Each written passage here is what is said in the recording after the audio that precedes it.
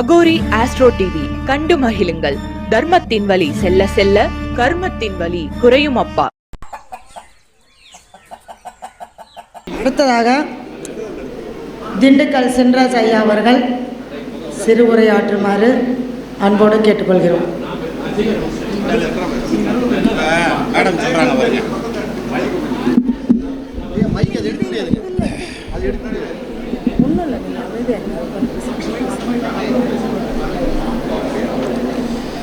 ஐந்து கரத்தனை ஆனை முகத்தினை இந்தின் இளம்பிறை போலும் ஈற்றனை நந்தி மகந்தனை ஞான குழுந்தினை புந்தியில் வைத்தடி போற்றுகின்றேனே. அனைவருக்கும் வணக்கம். இப்போ திண்டுக்கல் சின்னராஜ் ஐயா சிறு உரை ஆற்றுவார்கள் அப்படின்னாங்க. பேரே சின்னராஜ்னு வச்சுருக்கேன், இதில் என்ன சிறு உரை? இதை விட சின்னதாக எப்படியா போகிறது? அதான் புரியலை இல்லை. சரி பாருங்கள், இப்போ எவ்வளோ ஃபாஸ்ட்டாக முடிக்கிறேன்னு பாருங்கள். இப்போ நம்ம இந்த ஜாதகம் தெரியாதவங்கள்ட்ட இப்போ நம்ம ஜோசியம் படிக்கிறப்ப யாராவது ஒரு நோட்டை கொண்டு வந்து கொடுத்தா 4 கேள்விக்கு பதில் சொன்னால் டப்புன்னு மூடுவோம் பார்த்தீங்களா? ஏன்னா வேறு என்னமும் கேட்டுற போகிறான்டா, நமக்கு வேறு வெக்கக்கடா போயிட போகுதுன்னு. அது மாதிரி இப்போது இந்த மீட்டிங்கில் நான் பார்த்துக்கிட்டு தான் இருந்தேன் வந்ததுலேருந்து. அவர்களுக்கு வெள்ளிக்காசு பரிசளிக்கிறார், இவருக்கு வெள்ளிக்காசு பரிசளிக்கிறார் அப்படின்னு. இவங்க வீட்டுக்காரம்மா என்ன பண்ணுதுன்னே தெரியல. ஏயா நான் 7 மாதமாக நெக்லஸ் கேட்டுக்கிட்டு இருக்கேன், ஜங்கிலி கேட்டுக்கிட்டு இருக்கேன், ஒன்றும் கொடுக்கல, ஊரில் இருக்கிறவனெல்லாம் கூட்டு வச்சு வெள்ளிக்காசாக கொடுத்துக்கிருக்க அப்படின்னு அந்த அம்மா கேட்டிருப்பாங்க. ஆனால் அது வெளியே தெரியாமல் நடிக்கிறார் பாருங்கள் பரணி. உண்மையிலேயே பெரிய மனுஷன். சரியா? வீட்டுக்காரம்மா வந்திருக்காங்கல்ல? இருக்காங்களா? நம்ம 2 பாயிண்ட் எடுத்து கொடுத்தோம்னு இருக்கேன். நமங்க யாருங்க இல்லை, உங்களுக்கு ஏதாவது பாயிண்ட் எடுக்க வேண்டியது இருக்கா? அதாவது விஷயம் என்னென்னா, ஜோசியத்தில் நமக்கு ஏதாவது தெரியாது இருக்கா? நம்மளுக்கு பூராமே தெரியும். அதாவது சூரியன் முதல் கேது ஈராக, மேஷம் முதல் மீனம் ஈராக, அஸ்வினி முதல் ரேவதி ஈராக அத்தனையும் தெரியும். இது மட்டும் தெரிஞ்சாலே போதும். ஆமாம், நோட்டை எடுத்து வச்சுக்கிட்டு ஒருத்தர் நோட்டை கொண்டு வந்து கொடுக்குறார். நீ இருக்கிற இடத்துல இன்னொருத்தன் இருந்தான்னு வையேன், என்ன ஆவான் தெரியுமா? இந்நேரம் செத்து சுண்ணாம்பாயிருப்பான்டா. நீங்கள் போய் இப்படி இருக்க, நீ ஒன்றும் கவலைப்படாத, அடுத்த ஆணியிலேருந்து உனக்கு அருமையான காலம் ஆரம்பம். ஐயா இந்தாங்க எவ்வளோ பீஸு பெறப்படுங்க, முடிஞ்சு வச்சா. சோசியம் அப்படியும் கொண்டு போயிடுறது உண்டு. இன்னொன்று உண்டு. இந்த தனியார் சிலை ஐயா வந்தார், அவர் வாட்டுக்கு முரட்டுத்தனமாக இங்கிட்டு 2 வாழை உருவினார், இங்கிட்டு 2 வாழை உருவினார். திதினா என்ன தெரியுமா, யோகம்னா என்ன தெரியுமா, கர்ணம்னா என்ன தெரியுமா, எங்களுக்கு குட்டி கர்ணம் தான் தெரியும் அப்படின்ற கணக்கா அப்படியும் உண்டு இல்லையா? நான் இப்படி படிக்கக்கூடாதுன்னு சொல்லலை, பரந்துபட்ட நாலேஜ் வேணும், அதெல்லாம் உண்மை தான். பெரிய அளவில் நாலேஜ் இருக்கணும். சரி, நான் இன்றைக்கி காலையில் மீட்டிங் என்னதே நடத்துகிறாங்கன்னு பார்க்கலாம்னு யூடியூப்பை இப்படின்னு ஓப்பன் பண்ணது எனக்கு குழப்பமாகி போச்சு. ஆமாம், சோசியர் மீட்டிங் தானே கூட்டாங்க, என்னமோ நடந்துக்கிட்டு இருக்குது, என்னடா நடக்குது, ஒருவேளை நம்ம போய் நம்மளும் ஆடணுமோ அப்படின்ற மாதிரி ஒரு டவுட் வந்துருச்சு எனக்கு. என்ன காரணம் தெரியுமா? ஆனால் ஒன்று, நான் பிறப்புறதுக்கு முன்னாடி அங்கே உட்காந்துட்டு அப்படியே ரசித்து பார்த்துக்கிட்டே இருந்தேங்க. நான் மறந்துடுவேன்னு ஒன்றையும் குறிச்சிட்டே வச்சுட்டு வந்துட்டேன். இந்த திருநாவுக்கரசு சாமிகளுக்கு ஒரு பாட்டு பாடினார்ல, நாதர் முடி மேல் இருக்கும் நல்ல பாம்பேன்னு. அருமையான பாடி லாங்குவேஜ். நீங்கள் அதை பார்த்துருந்தீங்கன்னா தெரியும். சிவாஜிக்கு அப்படி லேசாக அப்படி கூண் விழுந்த மாதிரியே நிற்பார் அந்த படத்தில். அதே கூண் அந்த இதில் நடித்த ஆக்டருக்கும் இருந்தது. ரொம்ப சூப்பராக பண்ணியிருந்தார் அந்த பாடல். அதில் ரொம்ப நல்லா இருந்தது. அதை விட இன்னொன்று இந்த இது எடுக்குமா, நான் பேசுகிறப்பெல்லாம் இவர் பேட்டரி தீர்ந்து வச்சுன்னு ஓடுவார். இப்போ இல்லாட்டி லைட்டாக எந்த மீட்டிங்கில் போய் பேசினாலும் பேட்டரி தீர்ந்து வச்சுப்பார். அது மாதிரி பேசியே தீர்த்துப்பிட்டியான மாதிரி. இந்த ஜோசியம் மீட்டிங்கில் ஒரு ஸ்பெஷல் என்ன தெரியுங்களா? ஜோசியம் மீட்டிங்கு ஒரு கேமராமேனாக வர்றாங்கன்னு வைங்க, ஒரு மைக் செட் ஆப்ரேட்டராக வர்றாங்கன்னு வைங்க, ஒரு 4 மீட்டிங் வந்தால் தான் 5வது மீட்டிங்கில் இருந்து அவரும் ஜோசியராக மாறிடுவார். ஒன்றும் இல்லை, இந்த கல்யாண மண்டபத்தில் அந்த வாழை மரத்தை சும்மா பிடிச்சிக்கிட்டு நின்றுக்கிட்டு இருந்தாருன்னா போதும், பஸ்ஸுக்கு நின்றுக்கிட்டு இருந்தால் கூட போதும், அவரும் ஜோசியராகிடுவார். ஏன்னா நம்மளுக்கு அவ்வளோ திறமையானவர்கள். ஏன்னா நம்ம பேசுகிறதில் அப்படியே மெய் மறந்து கேட்டுக்கிட்டு இருப்பாங்க இல்லை. சரி, அப்போது இந்த நாதஸ்வரம் தவில் அவங்க 2 பேர் பண்ணாங்க, அதுவும் ரொம்ப நல்லா இருந்தது. அவங்களும் ஜோசியன்னு தான் சொன்னார். அவங்களும் ஜோசியர். எது நாதஸ்வரம் வாச்சவங்களும் ஜோசியர். அதே மாதிரி கருப்புசாமி வேடத்தில் ஒருத்தர் வந்திருந்தார். அதே மாதிரி தான் அவர் அங்கேருந்தே ஆடிட்டு வந்தார். நான் பார்த்தேன், அதை பார்த்து தான் எனக்கு டவுட் ஆயிடுச்சு, நம்மளை பஸ் ஸ்டாப்லேருந்தே ஆட விட்டுருவாங்களோன்னு. அப்போது அவரை என்ன கருப்புசாமி கொஞ்சம் வெயிட்டாக இருந்தார், வெயிட்டான கருப்புசாமி போல் இருக்குது, அதனால் கொஞ்சம் வெயிட்டாக இருந்தார் அவர். அப்புறம் புல்லாங்குழல் கொடுத்த மூங்கில்களே, வராக ரூபம், மயான காளி, அதெல்லாம் ரொம்ப எடுத்து வச்சு பண்ணியிருந்தாங்க, ரொம்ப நல்லா பண்ணியிருந்தாங்க.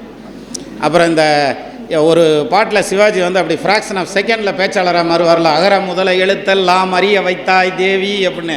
அது மாதிரி அந்த பாட்டுக்கு அவர் வந்து நல்லா அந்த கரெக்டாக அந்த காதில் இருக்க குழை அந்த இது கூட நல்லா கரெக்டாக இருந்தது. சரியா? அந்த குழை ஆடுறதுக்கு வந்து ஒரு பாடல் கூட அருமையான பாடல் இருக்குது. அது என்னமோ ஒரு பாட்டு வருமே, பூவில் அயனும் புறந்தரனும் புவி உலகை தாவி இழந்தோனும் தாம் இருக்க நாவில் இளைஞக்கி நூல் நெருடும் ஏழை அறிவேனும் குலைநக்கும் குஞ்சகன் பிஞ்சகன்றன் கூத்து அப்படின்னு சொல்லி ஒரு பாட்டு இருக்குது தமிழில். பிரமாதமான பாடல். அதுக்கு விளக்கம் சொல்கிறேன்னு சொல்லி உங்களை சோதிக்க வரலாம் மாட்டேன். நான் அடுத்ததுக்கு வந்துடுறேன். சரி, அதே மாதிரி இன்னொன்று வந்தது, இந்த கையில் ஒரு பொம்மை மாதிரி வச்சுக்கிட்டு ஒரு நாளும் முனை மறவாத அப்படின்னு ஒரு பாட்டு வெள்ளை கலர் ட்ரெஸ்ஸில் பாதிரியார் சைஸ்லேயே ஒருத்தர் பாடிட்டு இருந்தார். அதுவும் இதிலேருந்து என்ன தெரியுதுன்னா, நான் ஒழுங்காக உட்காந்து ப்ரோக்ராம் பார்த்துருக்கேன்னு தெரியுது. ரைட்டா? இம்புட்டும் செலவு பண்ணியிருக்காரப்பா, அது யாராவது பார்த்தாங்களா, யாரும் சொன்னாங்களா அப்படின்னாக்கே நல்லா இருந்துச்சுங்க, அதெல்லாம் சூப்பராக இருந்துச்சுங்க கூடாது. எந்த இடத்துல சூப்பராக இருந்துச்சு? இப்போ ஒரு வீட்டில் சமைச்சு நமக்கு போடுறாங்க, சாப்பிட்றோம். சாப்பிடல நம்ம என்ன சொல்லுவோம், இந்த சிலர்லாம் வந்து இடிஞ்ச வீட்டுக்கு மண் அப்பின மாதிரி அப்பி விட்டு வந்துடுவான், அவன் பாட்டுக்கு தட்டில் ஓட டப்புன்னு எடுத்து போட்டு விட்டு வந்துடுவாங்க. அப்படி வரக்கூடாது. நம்ம வரையில் சாப்பாடு நல்லா இருந்தது அப்படின்னு சொன்னோம்னா அவங்க முகத்தில் ஒரு புன்முறுவல் பூக்கும். அதுக்கு பதிலாக நீங்கள் வச்சுருந்த வெண்டிக்காய் புளிக்குழம்பு இருக்க சான்ஸே இல்லை, வாழைக்காய் பொரியல் இருந்துச்சாருங்க அருமையாக இருந்தது அப்படின்னு சொல்லணும். அப்போது இன்னும் கொஞ்சம் பெருசாக சிரிப்பாங்க. உங்களால் எதுவுமே சொல்ல முடியலன்னு வைங்களேன், உங்கள் வீட்டு உப்பு ரொம்ப டேஸ்ட்டாக இருந்துச்சுங்க, தண்ணி அருமையாக இருந்துச்சுங்கன்ட்டு வந்துடணும். சரியா? அது புரிகிறதுக்குள்ளே நம்ம பஸ் ஏறிடலாம். அடுத்தது அதில் நிறைய பாடல்கள், அதில் நானும் ஒய்ஃபும் சேர்ந்து ரசிச்சுக்கிட்டு இருந்தோம். மாலை கருக்களில் சோலை கருங்குயில், அப்புறம் வந்து இந்த இது வைதேகி காத்திருந்தாளில் விஜயகாந்த் மாதிரி ஒரு வேஷம், அதெல்லாம் நல்லா பண்ணியிருந்தார், ரொம்ப பர்ஃபெக்டாக இருந்தது. அப்போது அதுக்கப்புறம் வந்து ஜோசியம் பேசுனதெல்லாம் நீ கேட்கவே இல்லையா அப்படின்னு கேட்டுறாதீங்க, அதை நான் கேட்டுக்கிட்டே தான் வந்தேன். அது வந்து நம்ம சப்ஜெக்ட் இல்லையா, எல்லோரும் படித்த சப்ஜெக்டே திருப்பி திருப்பி பேசுவோம். இப்போ வேறு ஒன்றும் இல்லை, இப்போ இது மேக்ஸ் கிளாஸ்னு வச்சுங்களேன். ஒருத்தர் வந்து பொன்னையாசாமி ஐயா வருவார், வந்து 5ஆவது வாய்ப்பாடு சொல்லிட்டு போவார், ஈஸியான வாய்ப்பாடெலாம் அவர் சொல்லிடுவார், 5ஆவது வாய்ப்பாடு சொல்லிட்டு போவார். அப்புறம் அடுத்து எங்கள் தம்பி வந்து இப்போ 12ஆவது வாய்ப்பாடு பிரமாதமாக சொல்லியாம்பார் அப்படின்ட்டு போயிடுவார் இல்லையா. அப்போ சொன்ன வாய்ப்பாடையே திருப்பி திருப்பி சொல்லிகிட்டு இருப்போம், அப்படி தானே. ஆனால் ஜோசியத்தை பொறுத்த வரைக்கும் ஒரே ஒரு விஷயம் சார், நம்ம வந்து நம்ம அதாவது எப்படின்னா வித்யா கர்வம் அப்படின்னு சொல்லுவாங்க. நம்ம நிறையா படிச்சிருக்கோம், நமக்கு எல்லாம் தெரியும் அப்படிங்கிற மாதிரியான ஒரு கர்வம் உங்களுக்கு இருக்குது, எனக்கு இருக்குது.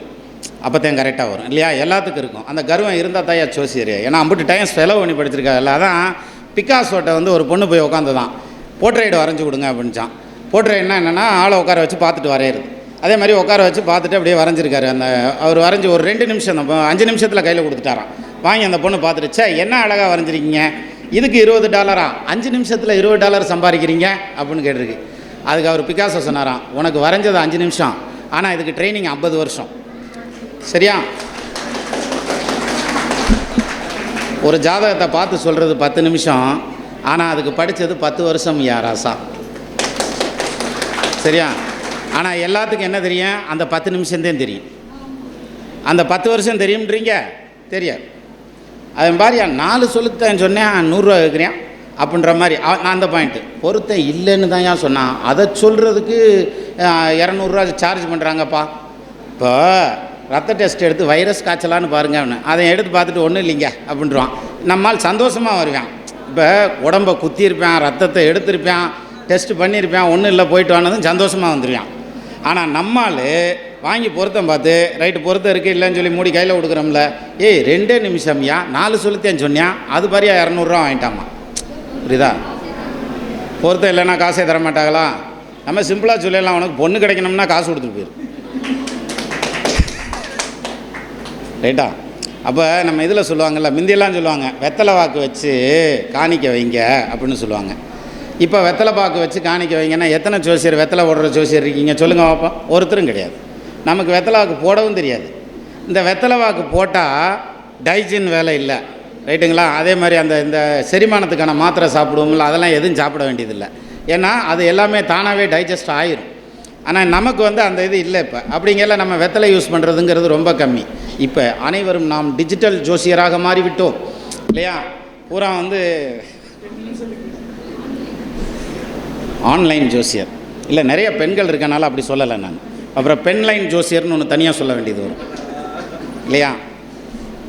ஆனால் ஒன்று சார், இப்போ ஒருத்தர் கூட சொன்னார், நாங்கள்லாம் ஜோசியம் படிக்கிறப்ப நாங்கள்லாம் ரொம்ப கஷ்டப்பட்டான்.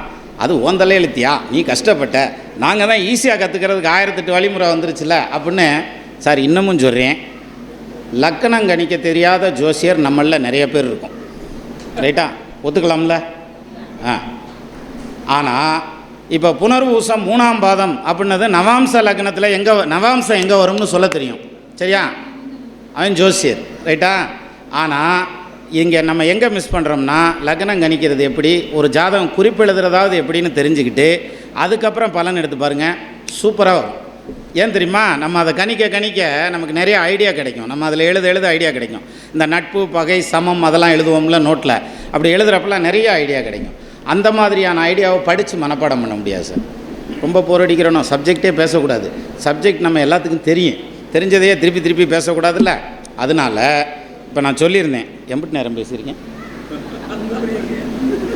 முடிஞ்சா நம்ம டைம் ஐயா எல்லை கூட தாண்டிட்டோமா? எல்லையை தாண்டிட்டோமா? அதனால் நம்ம தங்களுக்கு தெரியாத சட்டம் ஒன்றும் இல்லை இல்லையா? எல்லாருமே ஜோசியர். அதனால் இதுக்கு மேலே ஒவ்வொரு பேச்சாளரும் பேசி முடிக்கிறப்ப பார்த்தா இவங்க 2 பேரும் 2 பக்கம் நிற்கிறாங்க. அப்போ முடிக்கலைன்னா தூக்கி கொண்டு போய் கீழே விட்ருவாங்க உள்ள இருக்குது. அதனால் எதுக்கு அவ்வளோ ரிஸ்க் அவங்களுக்கு? அதனால் நம்ம இத்துடன் இந்த ஒலிபரப்பை நிறைவேற்றுவோம். மீண்டும் நம்ம இன்னொரு சந்தர்ப்பத்தில் சந்திக்கலாம். நமது நண்பர்கள் ஆள் போல் தழைதழைத்து, அருகது போல் வேரூன்றி, மூங்கில் போல் கிளைகிளைத்து, முதியாமல் வாழ்ந்திருக்க வாழ்கவென வாழ்த்தி அமைகிறேன். நன்றி, வணக்கம். எனக்கும் வெள்ளிக்காயின்னு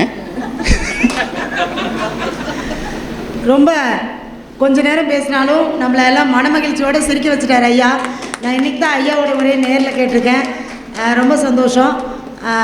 கண்களுக்கு மட்டுமல்ல காதுகளுக்கும் மிகச்சிறப்பான முறையில் ஒரு மகிழ்ச்சியான செய்தியை கொடுத்த ஐயா அவர்களுக்கு பொன்னாடை போத்தி தாம்பூல பையோடு வெள்ளிக்காயின் பரிசீலிக்கப்படுகிறது. அகோரி ஆஸ்ட்ரோ டிவி கண்டு மகிழுங்கள். தர்மத்தின் வழி செல்ல செல்ல கர்மத்தின் வழி குறையும் அப்பா.